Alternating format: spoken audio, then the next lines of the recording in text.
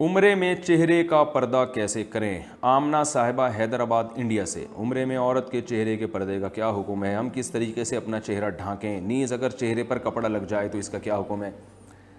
یہ بہت اہم مسئلہ ہے۔ خواتین یہ سمجھتی ہیں کہ حج اور عمرے میں عورت پر چہرے کا پردہ فرض ہی نہیں ہے، تو جوان عورت کے لیے چہرہ چھپانا فتنے کی خوف کی وجہ سے بہرحال ضروری ہے، چاہے عمرہ ہو یا حج ہو۔ حج اور عمرے میں اتنا حکم شریعت نے دیا ہے کہ کپڑا عورت کے چہرے پہ نہ لگے، تاکہ اس کو ایک مشقت میں ڈالا گیا ہے۔ جیسے مرد پر بہت ساری پابندیاں ہیں، تو ایسے ہی عورت، اب مرد پر پابندی ہے کہ ٹوپی نہ پہنے، حالانکہ عام حالات میں تو ٹوپی پہننا، سر ڈھانپنا افضل عمل ہے، لیکن بس اللہ نے حکم دے دیا۔ تو ایسے ہی احرام میں عورت پر حکم یہ ہے کہ کپڑا جو ہے اس کے چہرے پہ نہ لگے۔ تو اب اللہ نے حکم دے دیا، اب خواتین اس کا مطلب یہ سمجھتی ہیں کہ چہرہ ہی کھول کے چلی جائیں، تو یہ غلط ہے۔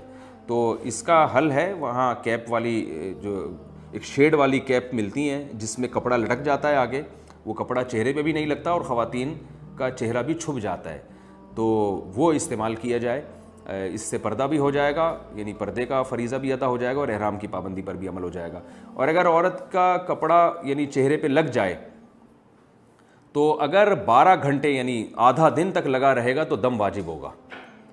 متفرق طور پر اگر لگتا رہے تو بھی اس کو جمع کر کے دیکھیں کہ کیا 12 گھنٹے ٹوٹل بنتے ہیں، یعنی 24 گھنٹے میں 12 گھنٹے یا ویسے ہی ٹوٹل 12 گھنٹے اگر لگ گیا تو پھر تو دم واجب ہوگا۔ اگر تھوڑا بہت لگ گیا بے احتیاطی میں، جیسے ہوا تیز چلی تو کپڑا لگ گیا، تو تھوڑا بہت اگر لگ جائے تو اس سے دم واجب نہیں ہے۔